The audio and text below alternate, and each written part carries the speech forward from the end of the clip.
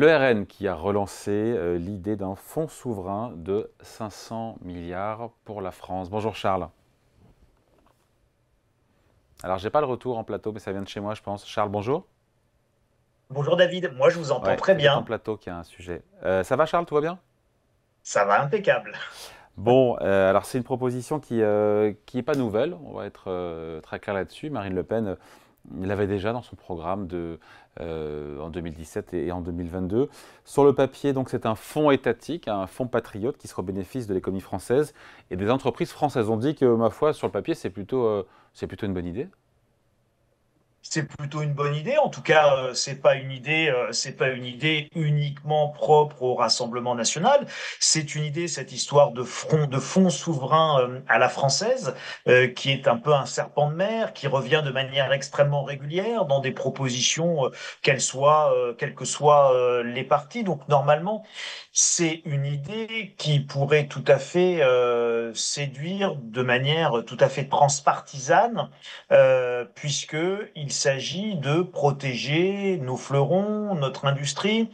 Regardez ce qui se passe aujourd'hui autour des activités d'Atos, ou ce qui s'est passé sur certaines de nos entreprises, notamment du secteur de la défense, où on se fait littéralement piller par nos alliés ou nos partenaires étrangers. Il faut là-dessus avoir aucune naïveté. Donc, l'idée en soi, elle est bonne. Mais comme toutes bonnes idées, le problème, c'est quoi? Eh bien, le problème, c'est toujours que le diable se cache dans les détails.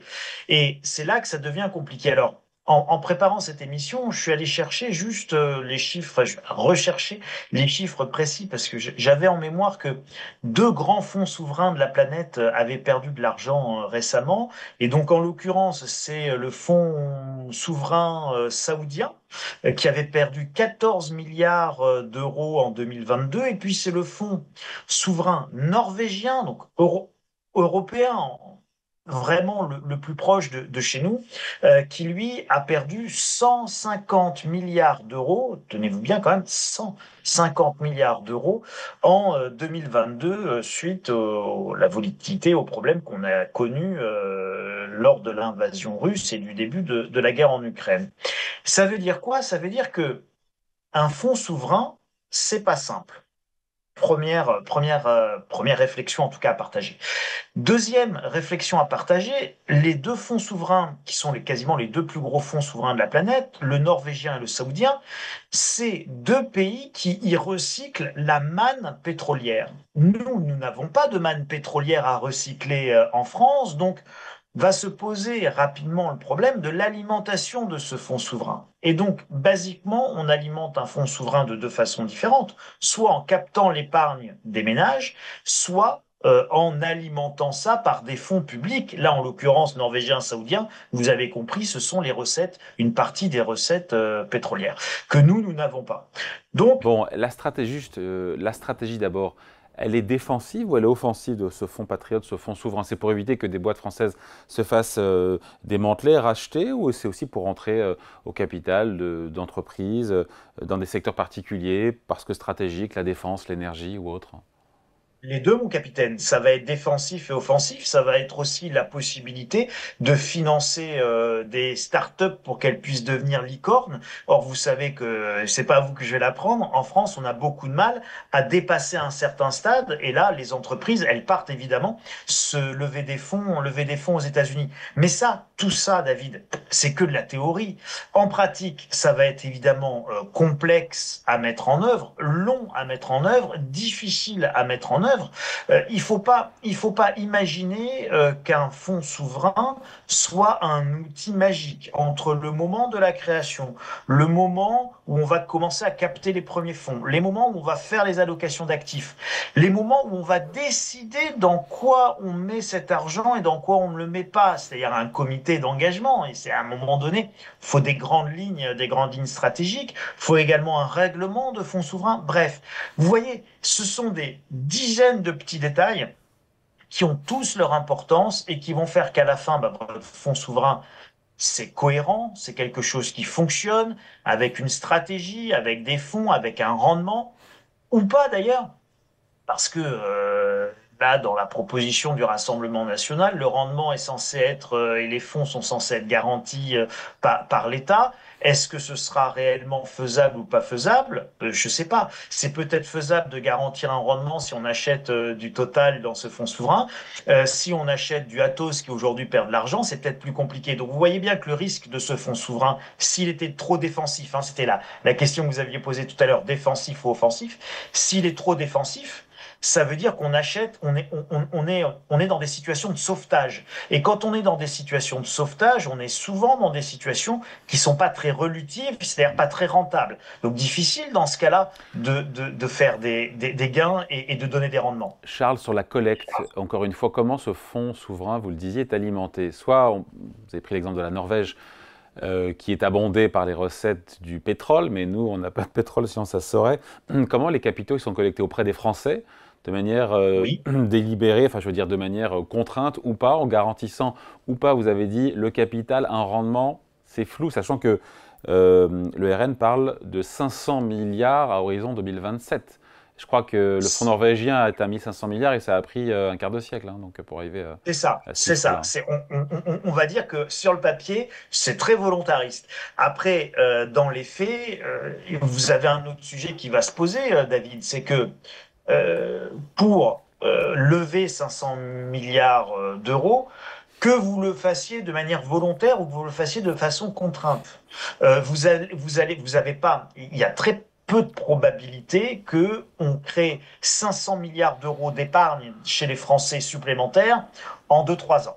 Ça veut dire quoi? Ça veut dire que très concrètement, nous allons déshabiller Paul pour habiller Jacques ou déshabiller frère Jacques pour habiller frère Paul. Mais ça va être, c'est ça dont on parle. Or, les sous que vous avez par exemple aujourd'hui sur l'assurance vie et qui financent la dette française via par exemple les fonds en euros et les obligations en euros, bon bah, si vous prenez, si vous prélevez 500 milliards là-dessus pour les mettre sur des actions, c'est autant de moins qui servira à financer par exemple le déficit de l'État. Donc tout ça, ce sont des grands équilibres. C'est encore une fois le diable qui se cache dans les détails. L'idée en soi, elle est bonne. Je pense qu'elle ne peut être que transpartisane. Donc il ne s'agit pas là de faire de la politique bête et méchante en disant c'est une mauvaise idée parce que c'est le RN qui l'amène ou ça serait une bonne idée parce que ça serait En Marche et Macron qui l'amènerait. Donc c'est pas le sujet. L'idée, elle est bonne. On voit bien que la France a besoin de se doter d'un outil fonds souverain. D'ailleurs, qui existe un petit peu en partie Mais via la Caisse des j'allais le dire, et dépôts, j'ai la retrouvé cette BPI, phrase, etc. vous avez raison, j'ai retrouvé cette phrase de François Hollande qui date de 2014, qui disait la Caisse des dépôts, c'est le fonds souverain de la France. Il y a aussi BPI France qui investit indirectement ou directement dans les boîtes en croissance. Tout à fait. Et qui le fait pas forcément très bien. Et alors, quand je dis qu'elle le fait pas forcément très bien, pareil, c'est ni une critique bête et méchante vis-à-vis de l'institution, ni une critique bête et méchante vis-à-vis des gens qui incarnent cette institution et qui font ce qu'ils peuvent. Vous avez bien compris que d'abord, vous avez des interférences politiques. C'est-à-dire on demande, on a toujours employé cette expression, la Caisse des dépôts et consignations, c'est le bras armé de l'État. Bon, ben quand c'est le bras armé de l'État, ça veut dire que on en a un usage politique. Qui dit usage politique dit pas forcément un bon usage économique ou un bon usage en termes de rendement ou d'investissement financier ou d'allocation financière. Première distorsion très forte. Donc, deuxième distorsion très forte, vous avez là encore une fois des problèmes de stratégie, c'est-à-dire qu'est-ce qu'on finance pas. Et ensuite, Mais ces mêmes quand on questions, Charles, ces mêmes questions, elles vont se poser avec un fonds souverain. Il y aura bien derrière mais, du politique. Hein.